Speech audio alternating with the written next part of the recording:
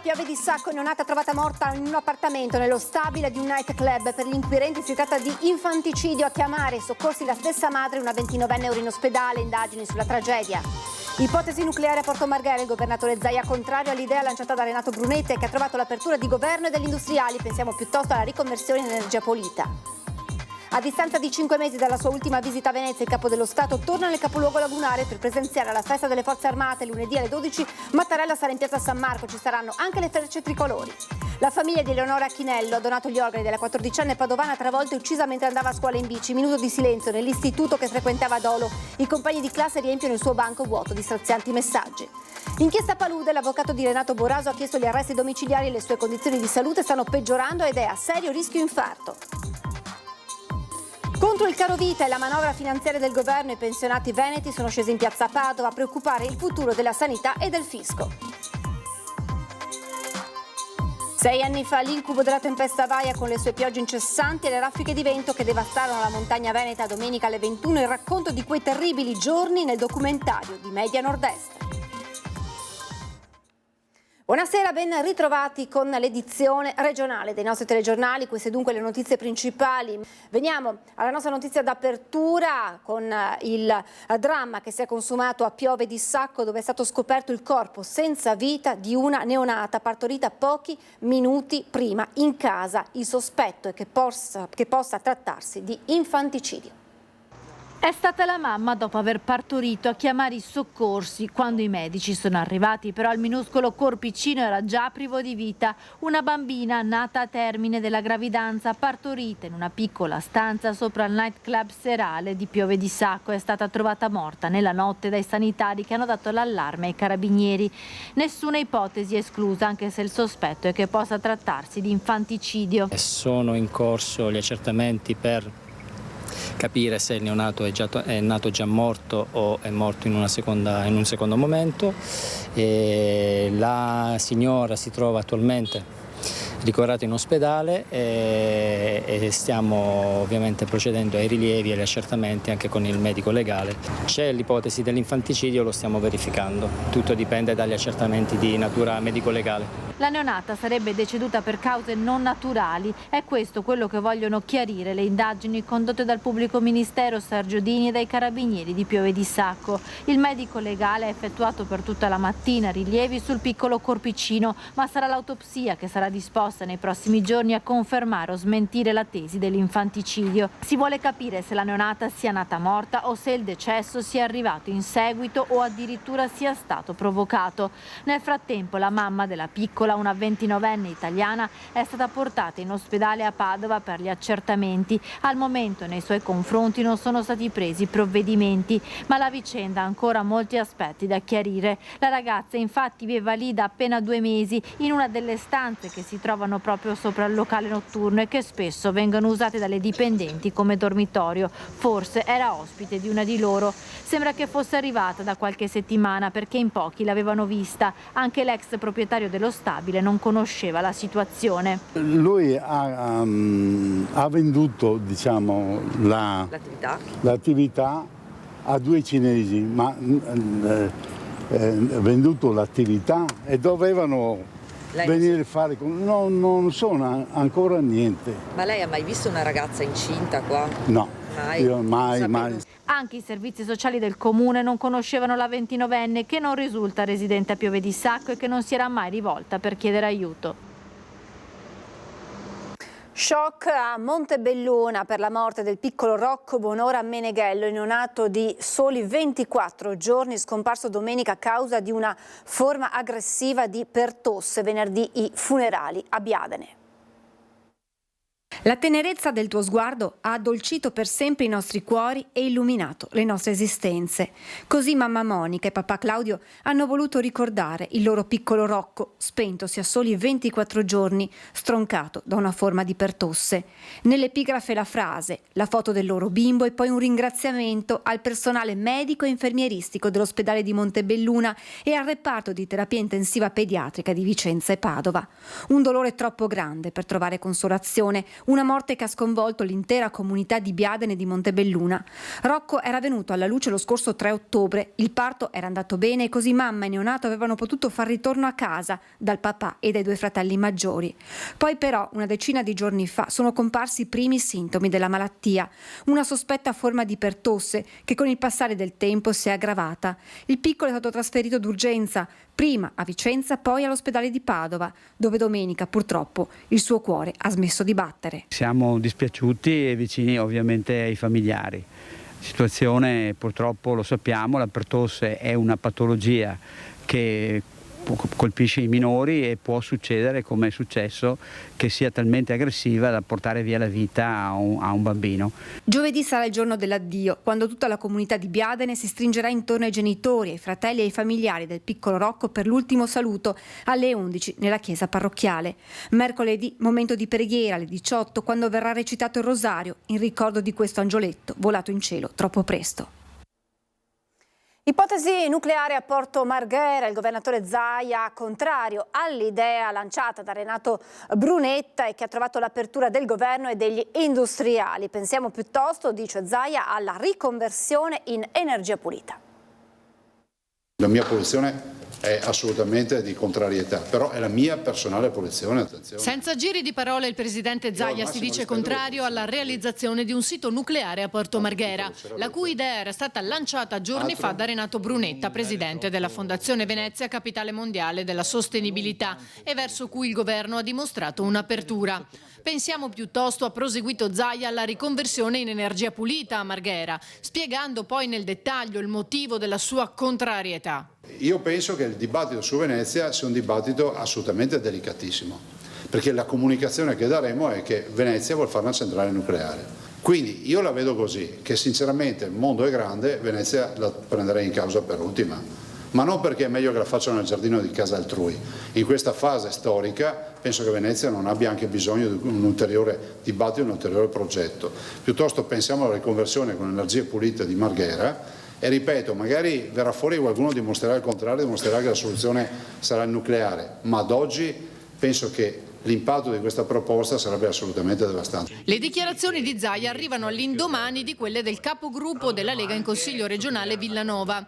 Non si utilizzi il Veneto come miniera energetica per il resto del paese, aveva detto. Immediata la reazione dell'opposizione. La Lega va in confusione e in meno di 24 ore dalle dichiarazioni di Villanova arriva la clamorosa smentita di Zaia, ha dichiarato la capogruppo del PD in Consiglio regionale Vanessa Camani, che aggiunge: con questa presa di posizione Zaia va a sua volta in evidente contraddizione con gli orientamenti del governo Meloni espressi dal ministro Urso nei giorni scorsi. Un dibattito acceso, destinato a non arrestarsi velocemente e molto sentito anche tra i cittadini, che partecipando con 7.000 chiamate al sondaggio della trasmissione Ring si sono detti favorevoli all'80% al nucleare a Porto Marghera. Arriverà a Venezia il capo dello Stato Sergio Mattarella, accompagnato dal ministro alla difesa Guido Crosetto, lunedì 4 novembre a Venezia per partecipare alla giornata dell'unità nazionale alla festa delle forze armate. La cerimonia si terrà in piazza San Marco con inizio alle ore 10:30, mentre l'arrivo del presidente è previsto a mezzogiorno. Proprio in previsione dell'arrivo di Mattarella, questa mattina le Frecce Tricolori hanno svolto ripetuti sorvoli sopra la città per un allenamento in vista della loro esibizione di lunedì.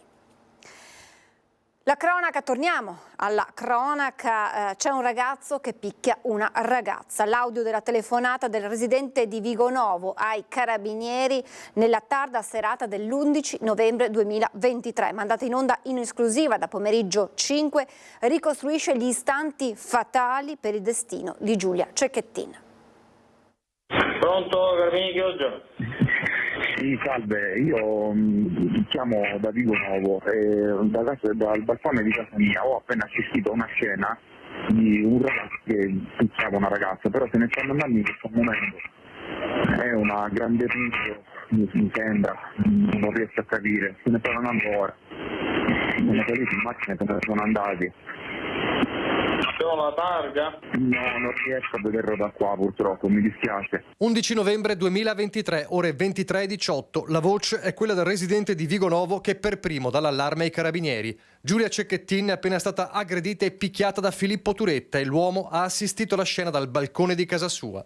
La telefonata al 112, a rispondere sono i militari di Chioggia, mette i brividi. Io ho visto una ragazza che usciva dalla macchina e che gridava aiuto, e poi ho visto la scena di questo ragazzo che era lei a terra che la prendeva a calci, però in questo momento se ne sono andati. E poi cosa avrebbero fatto? Poi sono risaliti in macchina, in questo momento se ne sono andati. L'audio della telefonata, mandato in onda in esclusiva da Pomeriggio 5, scandisce attimo per attimo il dramma. È il primo atto della tragedia e quegli istanti sono fatali per la vita di Giulia. Una grande punto, colore? Credo nera, molto scura. Vabbè, adesso vediamo se riusciamo a intercettare quest'auto, però così con questi dati non è che abbiamo tanto. No, ha perfettamente ragione, io vi ho chiamato immediatamente perché non sapevo che cosa fare, ho paura, volevo scendere però chiaramente ho paura a mettermi in mezzo a questa situazione, però mi sembra difficile chiamarvi. Ha fatto bene, ok, grazie. Nessuna pattuglia arriverà sul posto, troppo scarsi gli elementi. Nel frattempo Turetta, con Giulia semi-incosciente sul sedile posteriore, si è già diretto a Fossò dove si fermerà per una prima tappa, non sapendo cosa fare, come ha raccontato lui stesso nell'interrogatorio e nel memoriale. Forse vuole parlare, in ogni caso Giulia si rianima e tenta di scappare, scattano le coltellate, è la mattanza dei 75 fendenti. Stando al suo racconto, a quel punto Giulia è già morta, l'orologio scandisce le 23:41, sono passati appena 23 minuti da quella telefonata ai carabinieri e il destino della ragazza è già compiuto. Nelle ore successive, domenica mattina, quando Gino Cecchettin si presenta in caserma per fare la denuncia di scomparsa, l'episodio non viene subito messo in collegamento con la telefonata di Vigonovo della sera prima. Sarà lo stesso testimone, leggendo le chat del paese con l'allerta per Giulia, a recarsi a casa Cecchettin, riferendo quanto aveva visto. E solo a quel punto, tarda mattinata di domenica 12, inizieranno le indagini. Con un Filippo Turetta ormai già in viaggio, la fuga impossibile di un assassino che terminerà lungo un'autostrada in Germania. Il dramma della studentessa 14enne di Piave di Sacco investita mentre in bicicletta stava andando a scuola, investita da un'auto, la famiglia ha donato gli organi. Un dolore immenso ha travolto la famiglia di Eleonora Chinello, la 14enne di Sant'Angelo di Piove di Sacco, investita e uccisa ieri mattina mentre in bicicletta stava andando a prendere l'autobus che l'avrebbe portata a Dolo, dove frequentava il primo anno di ragioneria all'Istituto Lazzari. I genitori hanno dato il consenso all'espianto degli organi e questo gesto di generosità consentirà di dare la speranza ad alcuni malati. Eleonora è deceduta in ospedale a Padova, dove era arrivata in condizioni gravissime. I medici avevano tentato anche un intervento chirurgico. Ieri mattina era uscita di casa come sempre salutando i fratellini e i genitori Massimiliano e Silvia Chinello, molto conosciuti in paese perché titolari dell'agriturismo al Pradi via Borghetto.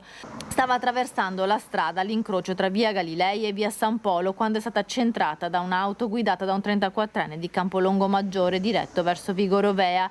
I soccorsi arrivati in poco tempo hanno rianimato la giovane sul posto e l'hanno trasferita d'urgenza in ospedale, ma le speranze si sono infrante nel pomeriggio.